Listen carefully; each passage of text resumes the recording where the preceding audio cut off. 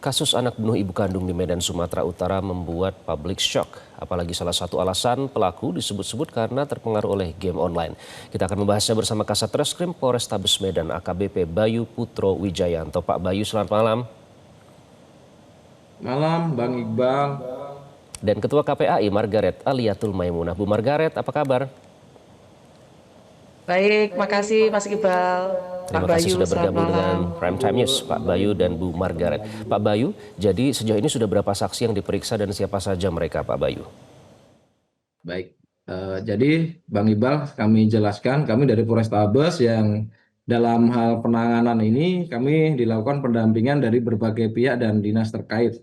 Khususnya Ibu yang selalu Bu Margaret dan tim komisioner KPI yang selalu mendampingi kami baik virtual ataupun kemarin ada yang jumpa langsung. Jadi kami jelaskan untuk saksi yang sudah kita periksa sebanyak total saat ini 37 orang, Bang Iqbal. Di antaranya saksi terdekat sendiri yaitu kakak anak berkonflik, kemudian orang tua, kemudian saudara lainnya yaitu dari keluarga korban, kemudian dari tetangga, kemudian dari lingkungan keluarga, sehingga dari kelas, wali kelas, kemudian dinas-dinas terkait yang sudah kita lakukan pemeriksaan baik penyelidikan maupun tahap penyidikan, Bang Iqbal.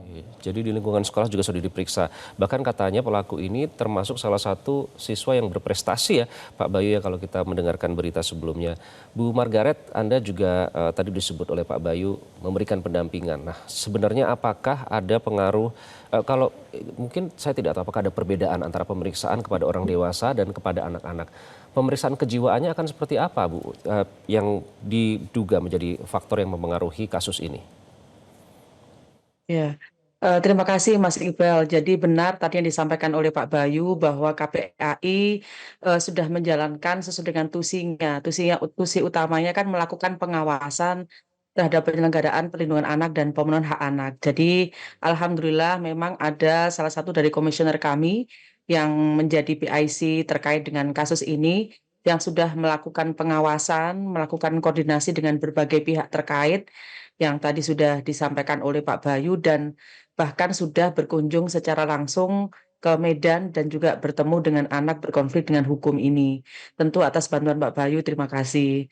Dan seperti yang tadi disampaikan juga bahwa kalau bicara soal anak berkonflik dengan hukum ini memang kan tidak bisa disamakan dengan penanganan terhadap orang dewasa ya, karena kalau anak yang berkonflik dengan hukum ini tentu mengacu kepada peraturan perundang-undangan terkait dengan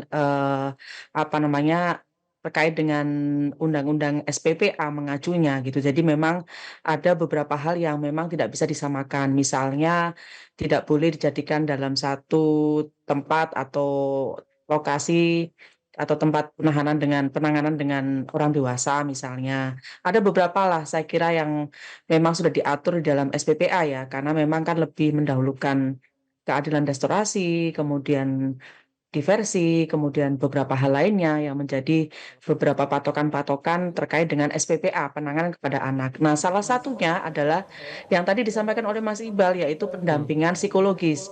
Pendampingan psikologis ini juga satu hal yang sangat penting untuk dilakukan kepada anak. Dan memang benar informasi yang tidak tadi disampaikan bahwa posisi anak ini kan ada juga pengaruh dari konten atau game online ya, atau konten yang ada di media sosial.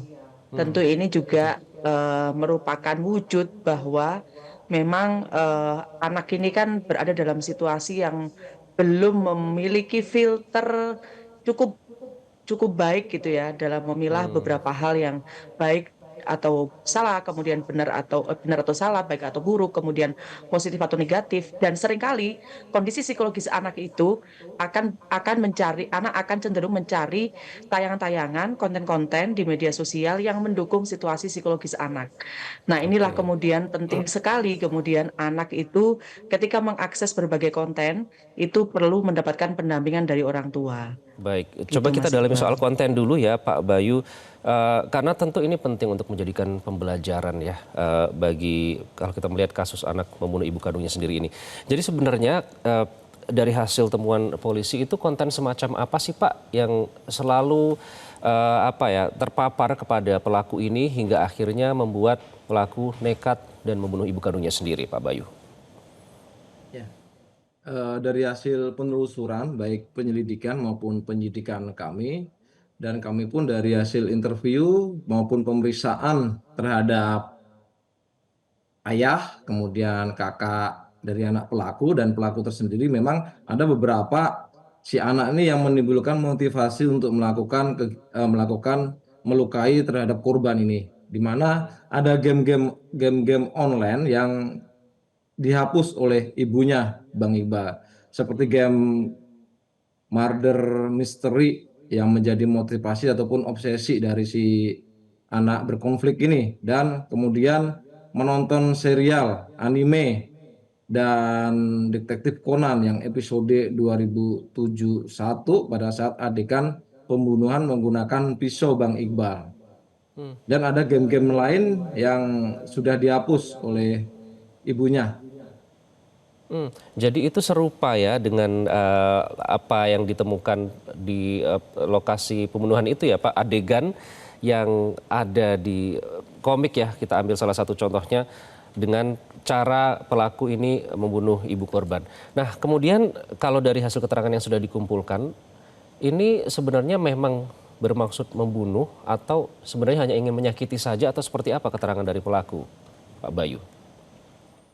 Jadi kami jelaskan, kami sangat berhati-hati sekali Bang Iqbal. Apalagi kami pun sangat mengedepankan dalam hal pendampingan, terutama kondisi psikologis anak berkonflik, kemudian bagaimana kondisi yang bersangkutan dari segi psikisnya juga, sehingga kami dalam hal melakukan upaya-upaya eh, tersebut kami sangat hati-hati, di mana dari hasil keterangan dari anak berkonflik memang benar dari terobsesi karena game-game tersebut, dan terutama pada tanggal 22 Oktober 2025 si anak berkonflik melihat langsung terkait tindak kekerasan baik fisik maupun verbal yang dilakukan korban terhadap terhadap kakaknya yang dimulai pada pukul 21.00 sampai dengan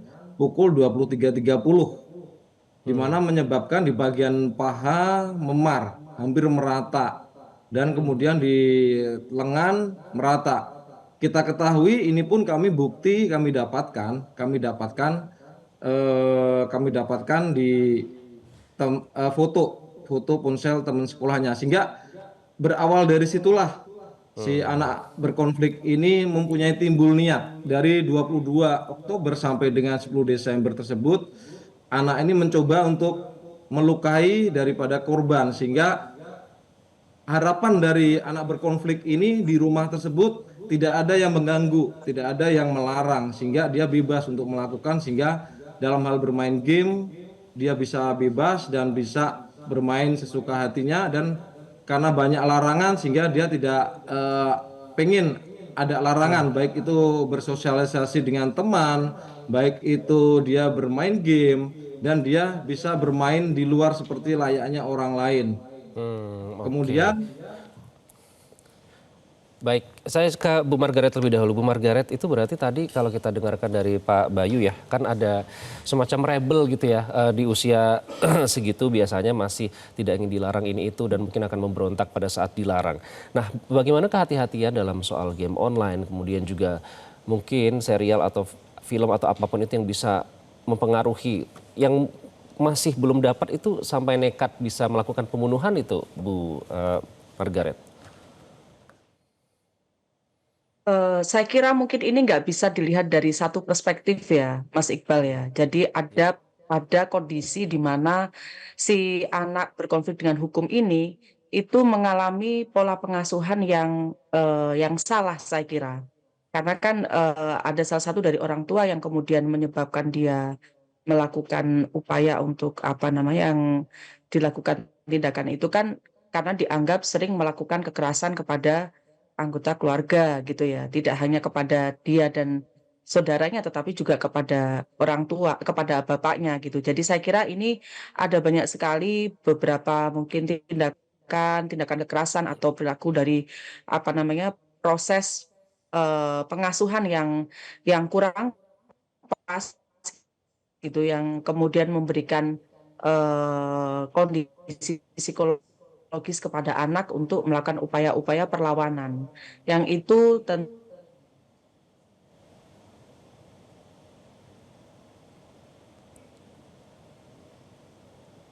Bu Margaret.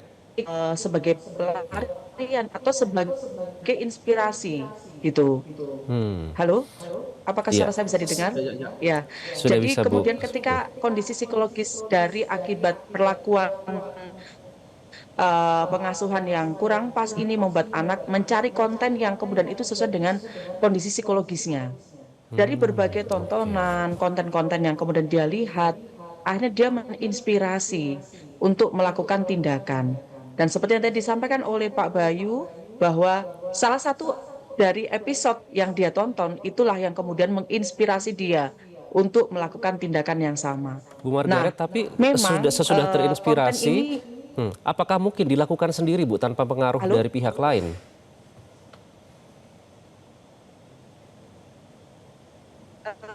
Saya kira konten ini memang cukup berbahaya pengaruhnya, Mas Iqbal. Hmm, Kita tahu ya kemarin misalnya dari kasus seorang anak siswa bisa melakukan ledakan di sekolah kan dari konten juga. Kemudian betul. beberapa anak terpapar konten-konten yang berbau radikalisme, terorisme sebagaimana diungkap oleh BNPT dan Densus 88, ini juga nggak bisa kita anggap remeh. Artinya konten-konten di media sosial itu betul-betul butuh kewaspadaan kita sebagai orang dewasa.